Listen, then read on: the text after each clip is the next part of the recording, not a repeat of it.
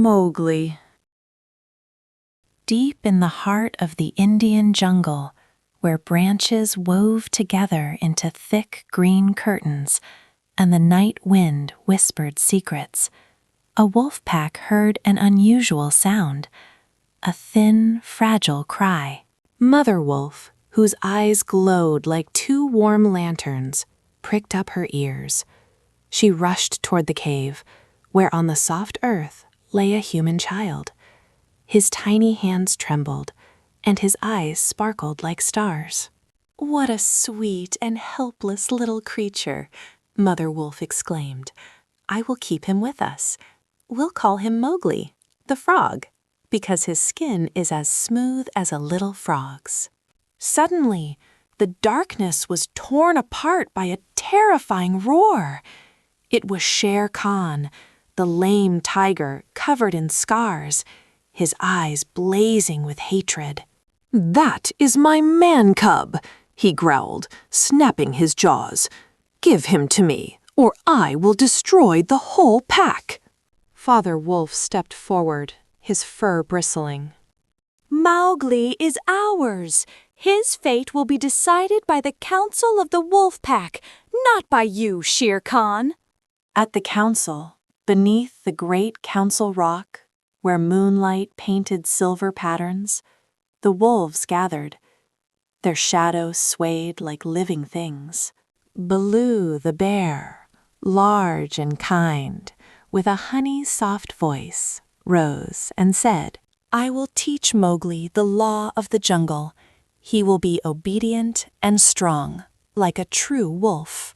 The black panther Bagheera, graceful like a shadow slipping between trees, added, "I will give a bull for his life, so the pack will be fed. Accept Mowgli. He is worth it." The wolves murmured. Some doubted, but Baloo's voice and Bagheera's wisdom convinced them. So Mowgli stayed in the cave, where Mother Wolf warmed him with her fur and sang soft lullabies. His wolf brothers chased his feet and laughed as they played. Mowgli grew like a young tree, strong and swift. The jungle became his home.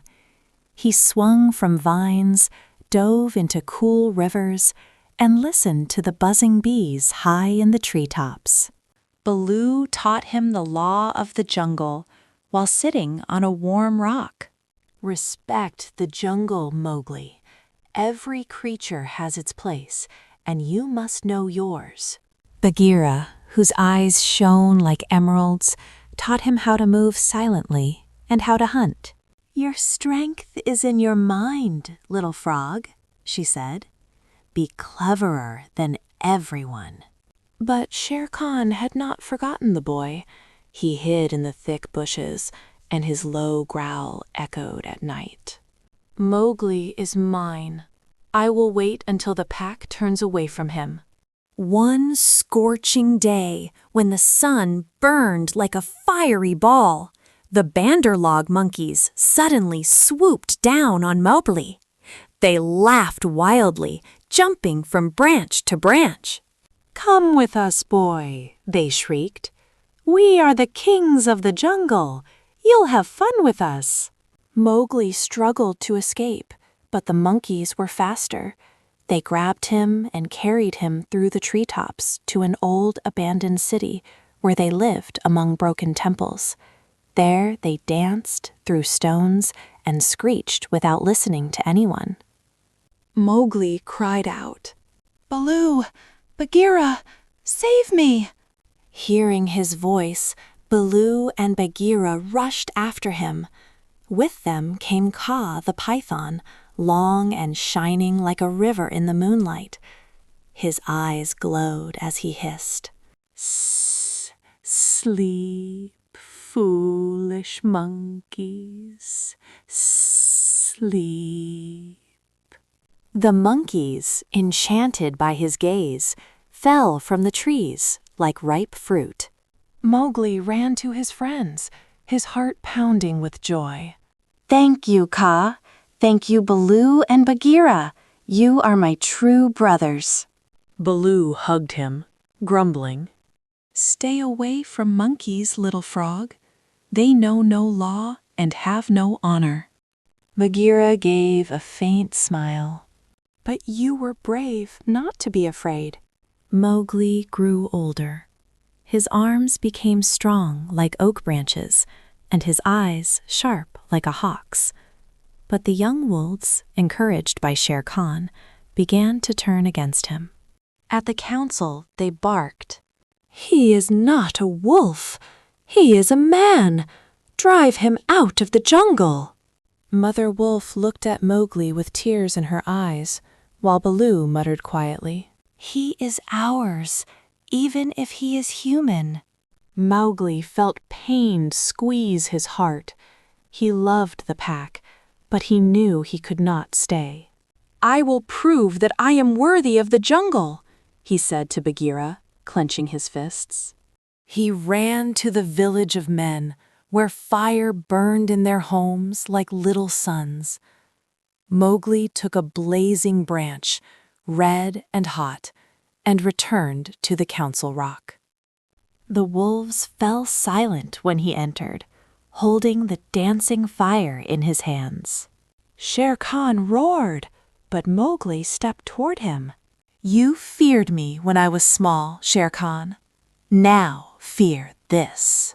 The flames lit up the jungle, and Shere Khan, terrified, backed away whining like a beaten dog. Mowgli turned to the pack. His voice trembled, but it was firm. "I love you, my pack. You raised me, but I must go to the people. Yet I will always be your brother, wherever I am." Mother Wolf licked his hand, and Baloo sighed heavily.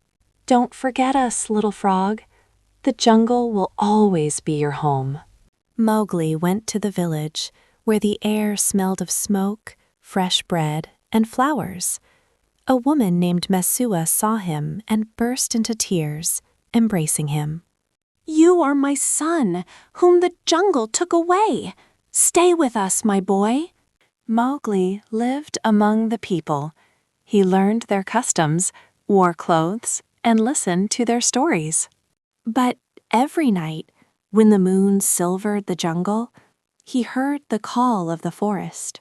Baloo, Bagheera, and Kaa would come to him, hiding in the shadows. Bagheera would whisper softly, "You are ours, Mowgli. The jungle is waiting for you." Kaa would coil around him and say, "The heart of the jungle beats inside you." Baloo, shaking his head, would grumble, "You are strong, little frog. You can live with people and with us. Just don't forget the law." Mowgli would smile, looking at the stars glittering above the forest. "My home is where my heart is. I belong to both the jungle and the people. I will always return to you, my friends."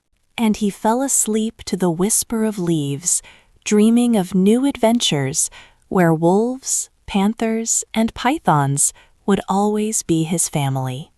The jungle sang him a lullaby, and the stars above promised that his journey had only just begun.